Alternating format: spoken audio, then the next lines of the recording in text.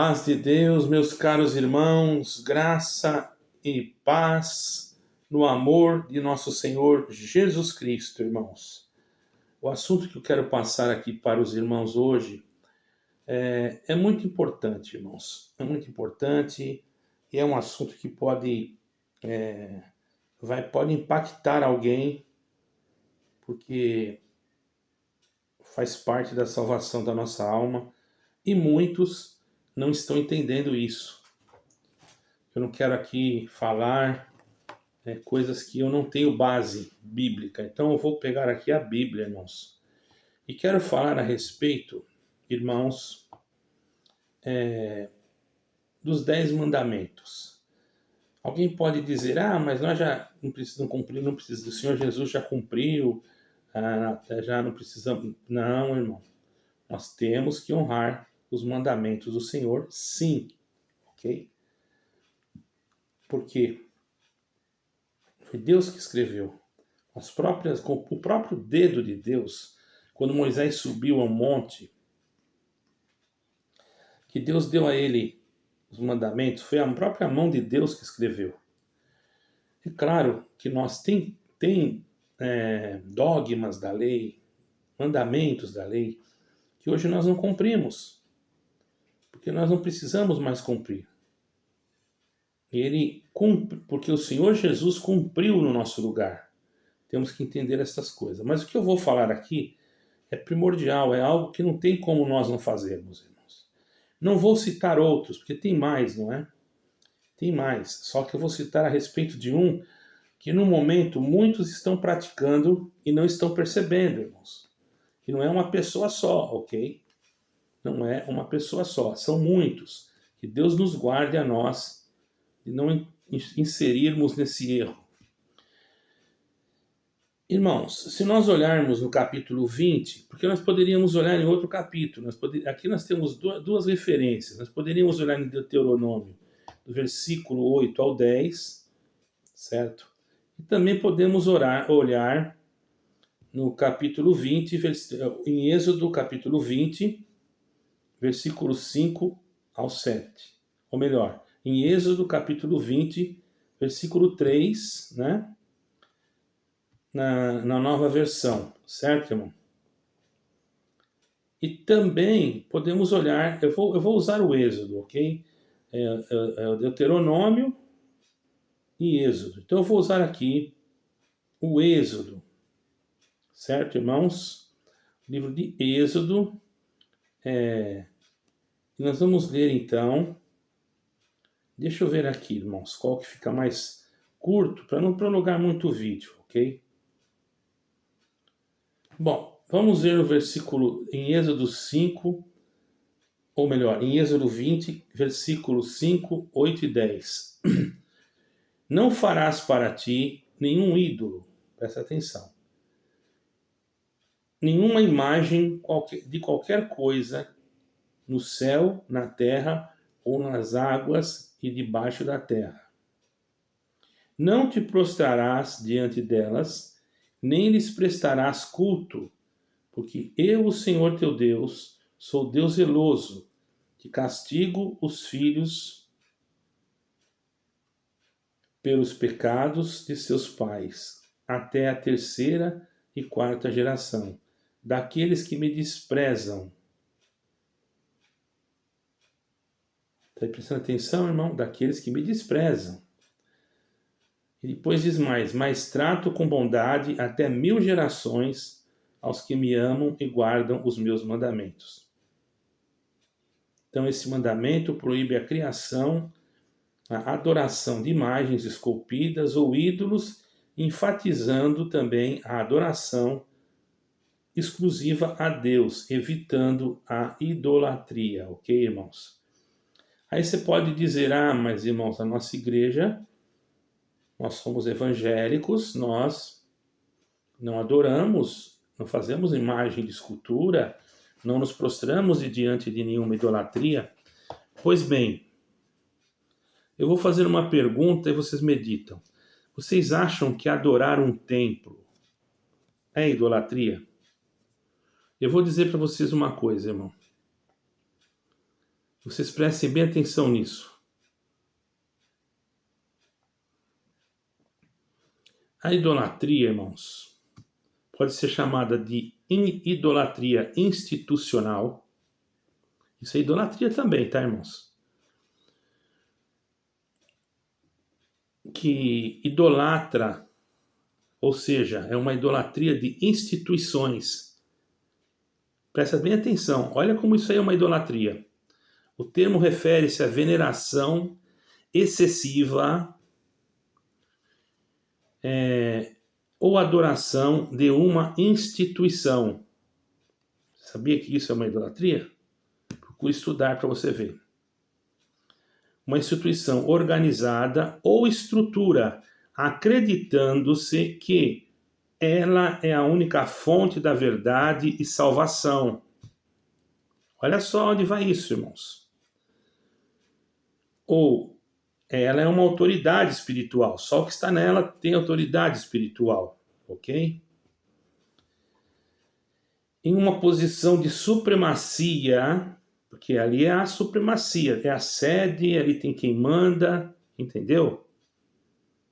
Que deveria ser reservada apenas ao Senhor Deus, que é divino e absoluto, na maioria de todos aqueles que creem na sua santa e bendita palavra verdadeiramente. Então, quando você tem a sua instituição e tem ela como uma...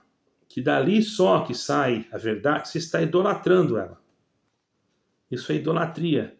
Isso é abominação aos olhos de Deus. Você ter um lugar que você vai para se reunir, não há pecado algum nisso. Mas no momento que você trata aquilo como uma exclusividade, você está idolatrando. Você está indo contra aquilo que está escrito. Eu pergunto, Deus pode operar dentro de um lugar onde aquilo que está escrito na Bíblia diz que não é correto? Mas como o irmão prova isso? Eu provo, irmãos, sobre isso com muitos detalhes, ricos em detalhes. Eu tenho detalhes ricos aqui para vocês. Porque houve exemplos disso na história que vocês talvez não saibam. Eu fiz algum relacionamento aqui, alguma relação aqui de exemplos que houve na história e que Deus se desagradou, ok? Houve na história em templos que haviam colunas e outros objetos que foram adorados em vez de Deus. Especificamente Deus. Adoravam aquilo. Adoravam o templo. Davam aquele templo como se fosse uma reverência. É só ali que Deus vai falar, entendeu, irmãos? Isso aí é uma idolatria. E existiu isso na história. Eu vou falar da história agora. E vou provar para vocês como isso existiu na história. Olha, tinha um lugar que tinha um templo que chamava Baalbek, no Líbano. Esse local foi famoso pela adoração das colunas e da arquitetura monumental que muitas vezes era reverenciada tanto quanto o Deus que ali existia, porque não era o Deus nosso, era um Deus de letra minúscula, não é? E a quem o templo era dedicado, aquele Deus que não era Deus, aquele templo, ele poderia nem ter a imagem daquele Deus, mas ele tinha as colunas deuses que se chamava, e ali o que acontecia? Eles prestavam adoração naquele templo, que era um templo pagão. Mas eles adoravam o templo, como se Deus estivesse naquele templo. Os irmãos estão entendendo? Olha. Agora vão ligando uma coisa com a outra. Depois tinha muito famoso, isso aí quem já estudou história da religião vai encontrar isso aí com muita facilidade, o templo de Zigurates, na Mesopotâmia. Zigurates eram grandes estátuas em forma de pirâmide. Era uma pirâmide, certo, irmãos? Que serviam como templos. Em alguns casos, a própria estrutura era considerada sagrada e objeto de adoração. Certo, irmãos? Se vocês não forem ensinados assim, Vocês prestem bem atenção quanta idolatria tem gente cometendo aí, tá, irmão? Ali, aquele templo, aquela casa, aquela estrutura era considerada sagrada, era considerada um objeto de adoração, porque Deus se manifestava, o Deus deles se manifestavam ali. Então eles tinham aquilo como algo sagrado. Eles adoravam aquelas estruturas, eles ficavam olhando e admirando, mas que bonito, olha. Idolatria, irmão. Deus não se agradava. Irmãos, vocês têm que procurar mais entendimento dentro das Escrituras. Isso que eu estou falando, eu não falo de mim mesmo. Eu falo porque Deus me trouxe isso em diante.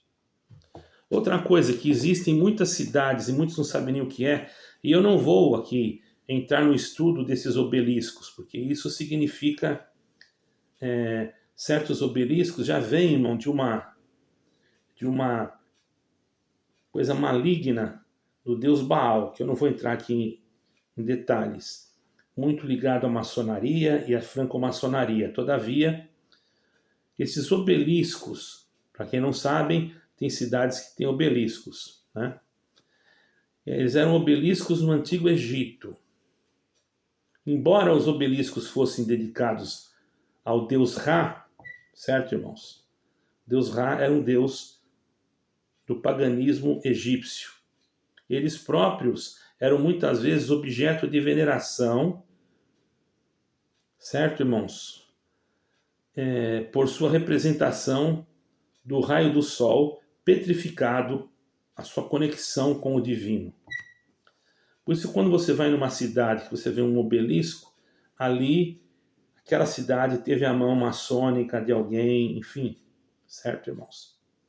São as mesmas coisas as colunas do templo. Se você entra numa congregação, você vai ver várias colunas. Geralmente, essas colunas são redondas e elas eram conhecidas dentro do templo de Salomão como as colunas do templo. Foram colocadas na época em que Salomão começou a adorar outras crenças, que se contaminou com mulheres, conforme diz as escrituras sagradas. Em alguns lugares vocês vão ver que existiu o rei que foi lá e mandou arrancar aquelas colunas. Ah, mas tem que ter coluna na igreja? Sim, mas poderia ser feita de outro jeito. Porque são todas iguais. Todas seguem o mesmo padrão. Irmãos, vocês têm que ficar atentos, vocês não estão percebendo o que vocês estão fazendo. Depois vocês vão dizer que eu estou falando mal, tá? Ali naquelas colunas existiam veneração, que significavam a representação de Ra, do deus Ra, né? Era um deus egípcio. Irmãos, agora, existe, por motivos e que nós não sabemos, quando houve a estela da pedra de Betel na Bíblia, em Gênesis 28, versículo 18, Jacó erigiu uma pedra em Betel e ungiu-a com óleo. Olha só, irmãos, como o inimigo se aproveita das coisas. E a declarou um pilar sagrado. Esse ato simboliza a adoração de um objeto físico como representante de uma experiência divina. Estava errado. Alguém usou já isso daí? Entendeu, irmãos?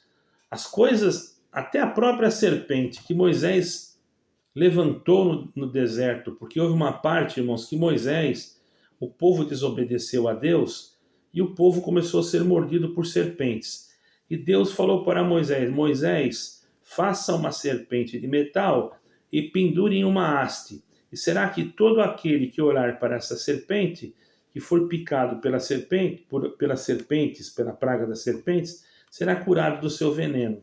E assim Moisés fez. E todos aqueles que passavam e olharam para aquela serpente, mas aquilo era um ato simbólico, irmãos, não era para adorar. Depois que passou aquela praga, Moisés tirou e alguém guardou. Depois de um bom tempo, já que Moisés não estava mais, e o povo já estava levando para outro caminho, pegaram aquela serpente, começaram a adorá-la e colocaram o nome dela de Neustã, o nome daquela serpente. Deus se desagradou, irmãos, e mostrou para um dos seus servos que aquilo não podia. Ele foi lá e destruiu a serpente. Estão entendendo, irmãos? Então, esses acontecimentos que vêm do longo da história, do tempo, demonstra para nós o quê?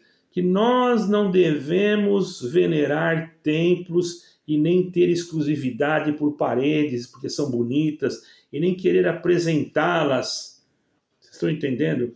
Como algo de grandiosidade, que ali Deus se manifesta. Isso é idolatria. Deus não precisa de grandes templos, de grandes edifícios. Irmão, vocês estão sendo enganados. Depois vocês não vêm dizer para mim que ninguém avisou.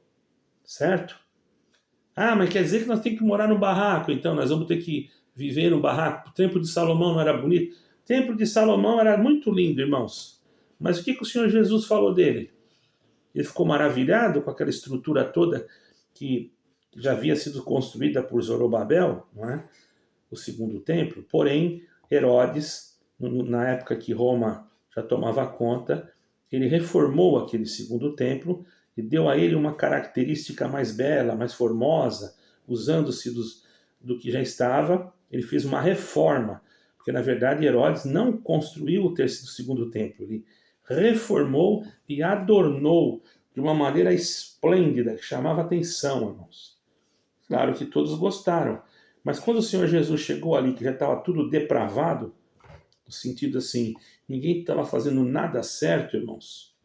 Presta bem atenção no que eu estou falando para vocês. Ninguém estava fazendo nada correto. Entende, irmãos? Então presta bem atenção. O que o Senhor Jesus Cristo falou? Pega lá em Mateus 24, primeira coisa. Aproximaram-se dele os seus discípulos para lhe mostrarem a estrutura do templo. O que o Senhor Jesus Cristo falou? Ô mestre, que bonito, olha como está bonito o templo. O Senhor nem ligou, irmão. Porque Deus não habita em templos feitos por mãos dos homens. Esse templo vai servir, sabe para quê? No final dos tempos, esse outro que vai ser construído? Ele vai ser construído. Alguém diz que não, mas já tem o Instituto do Templo que vai construir, sim, o terceiro templo. É bíblico. Porque senão não teria o Instituto do Templo. Porque senão Paulo não pregaria lá em 2 Tessalonicenses, capítulo 2, você vai em frente, você vai lendo o capítulo, que o anticristo se sentaria no templo de Deus, querendo parecer Deus. Uma coisa é Deus estar presente no lugar. Outra coisa é aquilo estar um vazio, sem nada, e a pessoa adorar a estrutura daquilo. Isso acontecia muito na Grécia, em outros lugares. Isso é paganismo, irmão. Como é que o santo pode se misturar com o profano? Então o Senhor Jesus olhou para aquele templo, que ele já sabia que estava profanado, e o que ele disse? Não ficarás aqui, olhar e ver de tudo isso. Não ficará aqui pedra sobre pedra que não seja derrubada. Eles ficaram assustados, eles pensavam que o Senhor ia falar, olha, é verdade, é muito bonito. Não, o Senhor passa a mão na cabeça de ninguém não, irmão. O que é para falar, é para falar. Você fica se vangloriando por causa dos teus templos, colocando foto na internet, colocando tanta coisa aí. Você está idolatrando o seu templo. Você está cometendo um pecado grave na presença de Deus. E isso pode ser cobrado de você. Eu não estou te julgando. É a palavra que te julga, não sou eu. Se coloca diante da palavra e veja se eu estou pregando errado. Isso não é só para a congregação cristã, é para qualquer igreja que ama e que idolatra a estrutura do seu templo. Eu estive numa congregação que o ancião só faltava beijar as paredes do templo da igreja, irmão. Porque ele foi mostrando tudo, olha que bonito, é tudo estofado, tem elevador, tem isso. Mas só que na hora que eu atendi o culto, na hora que foi atender o culto, irmão, tinha um monte de plaquinha lá em cima, parecia rodovia. Tinha plaquinha lá, se afastar do púlpito 30 centímetros.